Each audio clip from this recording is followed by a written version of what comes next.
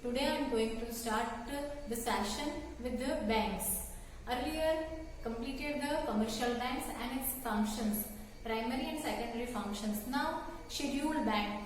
Scheduled banks are those banks which are according to the Reserve Bank of India Schedule 2nd of 1934 that have mentioned that in that schedule those banks which are working as a commercial banks that are of scheduled bank means registered under the RBI Act.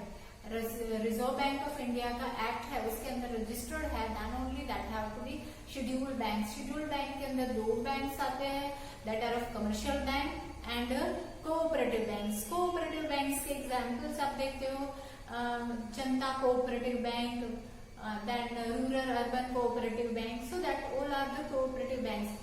Amul cooperative bank, that is all the milk products वाले जो dairy pharmaceuticals है, that all are of cooperative societies, cooperative banks. Then after next is the commercial bank. Commercial bank के अंदर that are also the scheduled bank, उसमें भी 4 types हैं that are of private commercial bank, then public commercial bank, then next is rural urban commercial bank and multinational commercial bank. Okay so एक bank जो है वो एक की जगह पे बहुत सारे नेशंस के अंदर वर्क करती है, so that are of multinational banks. So that all are the scheduled banks under the RBI Act. Now central bank. Central bank means those banks who are managing the currency of the business are called the central bank. तो central bank की definition economist ने दी है. यहाँ पर एक economist है RP Keynes. RP Keynes ने बताया है the institution charged with the responsibilities of managing the expansion and contraction of the value of money. means एक ऐसी संस्था है जहां पर मैनेजमेंट होता है. किस चीज का मैनेजमेंट होता है? Value of money. मनी की वैल्यू जो होती है उसका मैनेजमेंट होता है and that is with expansion and contraction. Means वो एक्सपांशन और कॉन्ट्रैक्शन की वजह से मनी की वैल्यू में कितना फर्क पड़ता है वो मेंटेन रखना चाहिए. मनी की वैल्यू जो है दूसरे करेंसी के सामने डिक्रीज ना हो. That have to be maintain in the interest of the general public welfare. और जो मनी है उनका यूज करना है welfare of the general people. So that is the best definition of central bank. Means central bank is the apex bank of the country. Means सर्वोच्च bank है, बैंकों की बैंक है. It is the bankers bank and it is to aid. Central bank is to aid, to regulate and to promote the entire money market and banking sector. तो means यहाँ पर जिसको जिसको पैसे की जरूरत होती है वो प्रोवाइड करते हैं. Then to regulate means monetary policy को रेगुलेट करते हैं. देन टू प्रमोट मीन्स ज्यादा से ज्यादा इकोनॉमी स्टेबल रखने के लिए सर्कुलेट करना. इकोनॉमी में मनी पावर जो है वो सर्कुलेट करना. So that is promotion of entire money market and banking. Money market के अंदर आते हैं stock exchange and banking sector. That all have to manage by this central bank. Central bank हर एक कंट्री के अंदर एक सेंट्रल बैंक तो होता ही है. And another is to maintain monetary और financial stability for overall economic goods of the nation. तो इकोनॉमिक स्टेबिलिटी बनाने के लिए जो मनी पावर है, मनी का जो इम्पोर्टेंस है वो डिक्रीज ना हो जाए. सपोज आपको कुछ खाने की चीज खरीदना है तो उसके लिए आप बहुत सारे पैसे लेकर जाओगे तब जाकर खाना मिलेगा, ऐसा नहीं होना चाहिए. तो दैट इज जो भी मनी की वैल्यू है वो कम हो गई है. इसीलिए जो मार्केट में मनी सप्लाई जो है वो कंट्रोल में रखना चाहिए. कंट्रोल में नहीं होगा सो that is making the confusion होगा और बहुत सारे पैसे जो है वो देकर थोड़ी सी चीज खरीद सकते हैं. That is not possible. तो इसीलिए सेंट्रल बैंक होती है to control the supply of the money and to control the value of the money. तो इसके लिए stability all over the economic good. Then to maintain the value of a country's currency rates, the central bank. तो हर एक central bank को अपना bank rate जो है वो मेंटेन रखना है, करेंसी रेट। जैसे कि हमारा $1 खरीदना है तो नियर अबाउट 80 रुपीज के आसपास, 77 to 80 रुपीज के आसपास we can pay in the form of rupee, then only we can buy the $1. So that is the value of the rupee in front of the international market. International market में dollar is the international money market. तो उसके अंदर dollar का हमारे according to कितना price है that is, और वो मेंटेन रखना है। डिक्रीज हो तो that have to be very good. तो ये जो है हमारा जो है, अगर 78 रुपी है $1 का, अगर 75 होता है, so that is beneficial for us. और अगर 78 का 80 हो जाता है, $1 खरीदने के लिए 80 रुपी हमें चाहिए, so that is a loss of the country का लॉस होता है। सो दैट मैनेजमेंट करते हैं central bank. Then to formulate monetary policy. Monetary policy जो है वो सप्लाई कितना है वो मेंटेन रखता है। यहाँ पर लिखा था expansion and contraction means money supply जो है वो हमें मार्केट में कितना रखना है। अगर मार्केट में ज्यादा सप्लाई आ गया है तो कैसे हमें बाहर निकालना है। So that all are the monetary policy. इसको फ्रेम करते हैं central bank. Okay, so that is about the central bank. Now हमारे कंट्री के अंदर भी सेंट्रल बैंक है। जैसे मैंने बताया हर एक कंट्री के अंदर सेंट्रल बैंक होते हैं, तो हमारे कंट्री की सेंट्रल बैंक को कहते हैं reserve bank of India, RBI जिसको कहते हैं शॉर्ट में। And it is established in the under the act reserve bank of India act 1934। Okay, partnership act था 1932 और RBI एक्ट 1934। ओके, ये सारे एक्ट याद रखने हैं आपको लाइफ टाइम पे। Then established on April 1st, 1935 with paid up capital of 5 crore rupees of 5 crore bank have to be started. और ये बैंक जो है वो RBI under the act have to be started, nationalized। ये जो start हुई है बैंक उसको नेशनलाइजेशन मिला, मीन्स इंटरनेशनल मार्केट के अंदर भी वो मायने रखा। That is nationalised on January 1st, 1949। Okay, establish हुआ है 1934 को and that have to be nationalised on 1949। Then it's a functions. ये RBI जो है उसकी क्या क्या फंक्शनिंग है, तो that are of two types of functioning, monetary functions and non monetary functions. Monetary functions के अंदर है currency issues, currency notes and coins, you all are aware about that, rupee currency notes. तो यहाँ पर currency issues करने का काम RBI करते हैं, that is of ₹2 and above। All the notes have to be by the RBI, issued by the RBI। और except one thing, that is ₹1 and all currency coins by finance minister of the government। Okay, so 1 rupee coins and all other currencies of coins। So ये सारे जो सिक्के होते हैं coins, that all are published by the finance minister of India, that is government। हर एक के अंदर जैसे कि सेंट्रल बैंक होती है वो सेंट्रल बैंक का फाइनेंस मिनिस्टर होता है, that have to be issued this। Then it is called the agent of the government। इसीलिए मनी सप्लाई करना है कितना तो गवर्नमेंट ही डिसाइड करती है। ओके, तो that is only the agent. RBI जो है सिर्फ एजेंट ही कहा गया है क्योंकि करेंसी इश्यू करना वो RBI की जिम्मेदारी है, पर वो किसके through, finance minister of the government, इसके ही थ्रू मनी सप्लाई मार्केट में जाता है। तो कितना जाना है, so that is only the agent of the government as a working. Then banker to the government, government का बैंकर है ये। बैंकर मीन्स क्या क्या संभालना पड़ता है गवर्नमेंट का, तो यहाँ पर है मैनेज गवर्नमेंट बॉन्ड्स। गवर्नमेंट जो भी प्रोजेक्ट्स बनाते हैं जैसे कि Narmada projects, you all are aware about. तो ये नर्मदा प्रोजेक्ट्स बनाने के लिए पैसे की जरूरत पड़ी, गवर्नमेंट के पास इतने पैसे नहीं थे तो उन्होंने बॉन्ड इश्यू किए। तो जनरल पब्लिक ने ये अवेयर हुए कि ये बॉन्ड्स जो है हम खरीदेंगे तो हमारे बेनिफिशियल के लिए है, तो ये बॉन्ड्स के अंदर जनरल पब्लिक ने पैसे इन्वेस्ट किए, इंडस्ट्रीज ने और जनरल पब्लिक और any can purchase that bonds. तो ये सारे बॉन्ड्स जो परचेज किए, गवर्नमेंट के पास पैसे आए और उससे पैसे से प्रोजेक्ट कंप्लीशन हुआ, तो that are of governments bond.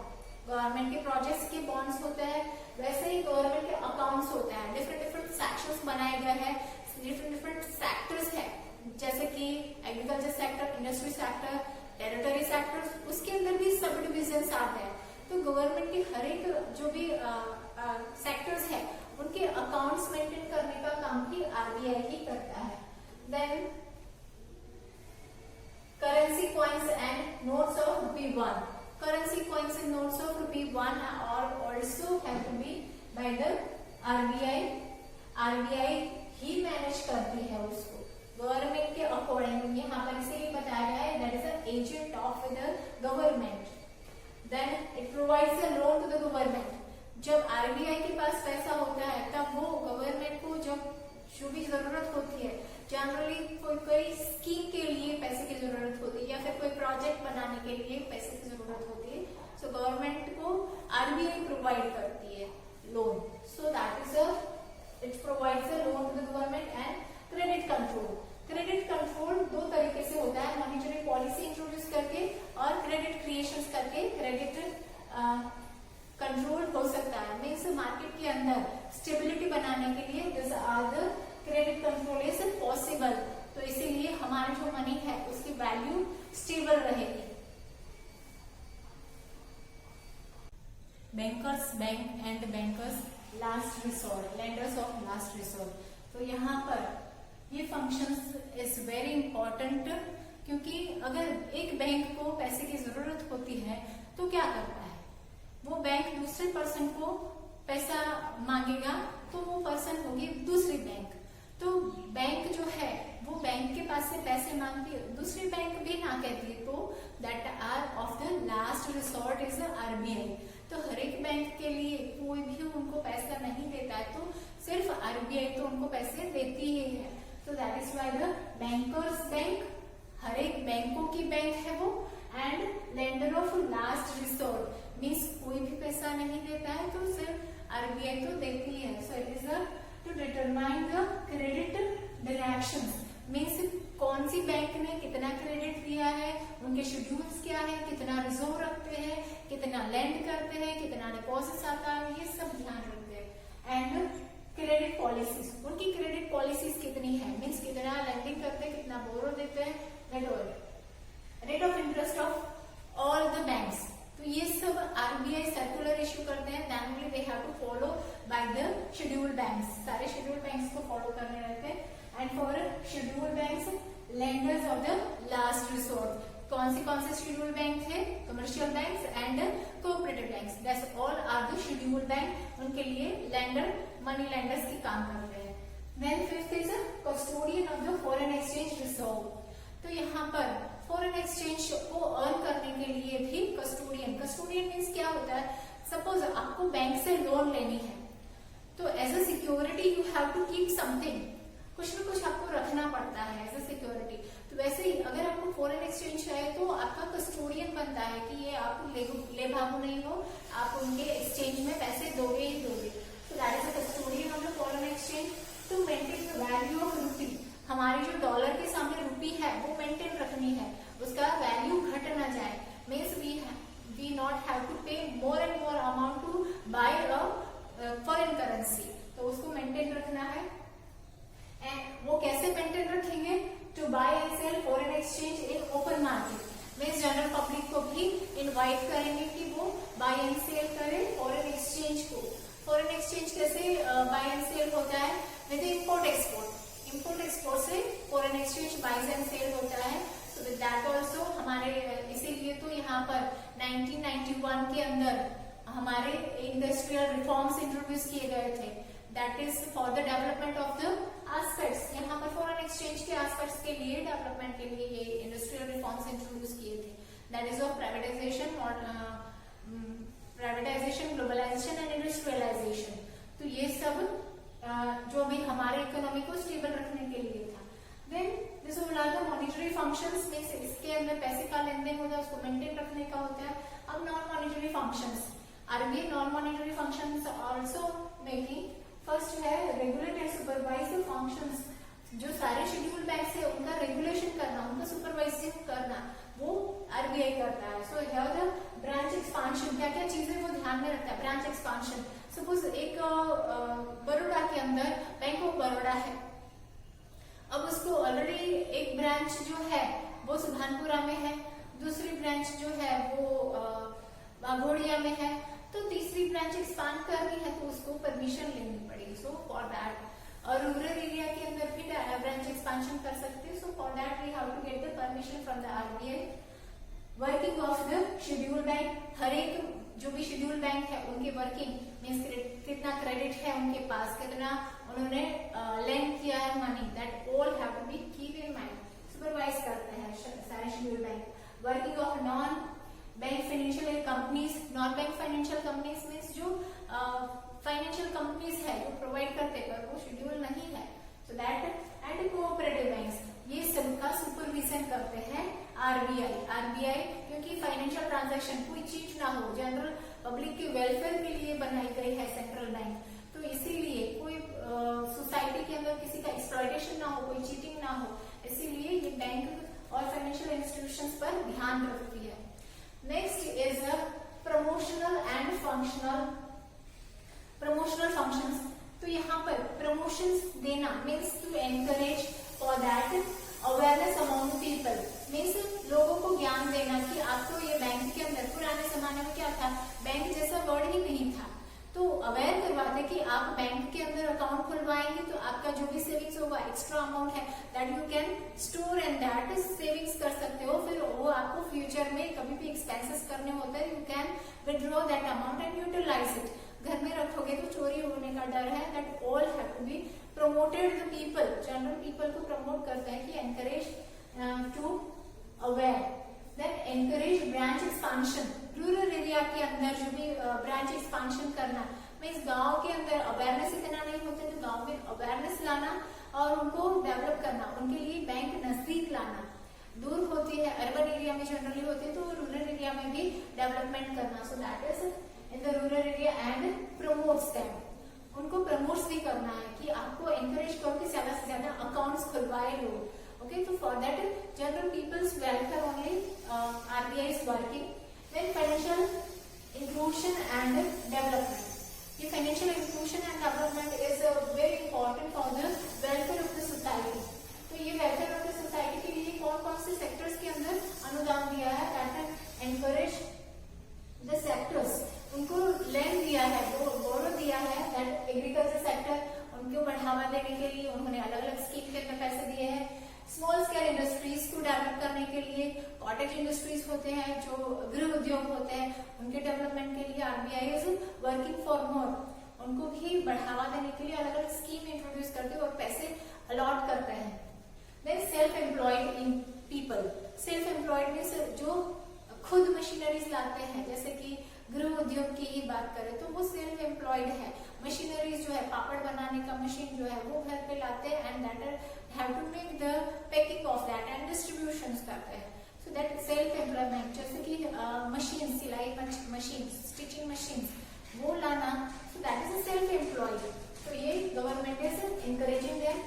RBI manage Pradhan Mantri Jan Dhan Yojana, Jan Dhan Yojana you all are aware about that, Jan Dhan Yojana के अंदर गवर्नमेंट जो भी स्कीम्स, जो भी सब्सिडीज होती है वो पास आउट करती है, गवर्नमेंट के अकाउंट में से डायरेक्ट अकाउंट में, बैंक के अकाउंट में पैसे जाते हैं, कोई इंटरमीडियरी नहीं होता है जिससे आपका पैसा जो है दूसरे के हैंड ओवर चला जाए, so that is beneficial for, तो ये आरबीआई ध्यान रखती है जनधन योजना का। Then promoting interest and rights of the customers, means customers के जो इंटरेस्ट है वो बरकरार रहे, मीन्स बैंक जो है वो आपको आपके पैसे लेकर भाग नहीं जाए, तो that maintain the interest of the customers, customers का इंटरेस्ट बना रहे, बरकरार रहे, वो देखती है। And rights of the customers, customers का राइट क्या होता है, उनको अपने पैसे वापस मिलने चाहिए जब भी विड्रॉवल मांगे तब, या फिर आफ्टर द मैच्योरिटी डेट उसके ऊपर इंटरेस्ट मिलना चाहिए, so that are the rights, तो ये राइट्स जो है उनके हक जो है वो मिलने चाहिए, so that are in favor of. Then published banking related information, banking related information कौन सी है, किस बैंक के कितने रेट्स है, कितने रेट्स रिजर्व रेशियो है, that all have to be published, जिससे जनरल पब्लिक को पता चले कि क्या कौन क्या काम कर रहा है। And through that expose articles, articles जो होते हैं पब्लिश होते हैं उसके थ्रू ही पता चलता है कि बैंक क्या काम करती है, कैसा रेट्स है और मार्केट में क्या भाव चल रहा है, हमारे रुपये के सामने डॉलर कितना है और दूसरे अदर कंट्रीज के करेंसी के रेट्स कितने हैं, that all that have to be published. और वो वेबसाइट्स भी अवेलेबल होती है for the people to access the information, means to gather the information from that. General public के लिए वेबसाइट्स भी, आरबीआई की वेबसाइट्स भी ओपन करके इंफॉर्मेशन गैदर कर सकते। This is about the monetary and non monetary functions of the RBI. ये आपको वेरी इंपॉर्टेंट है, 5 मार्क्स के अंदर भी पूछ सकते हैं। So this is about that. Thank you.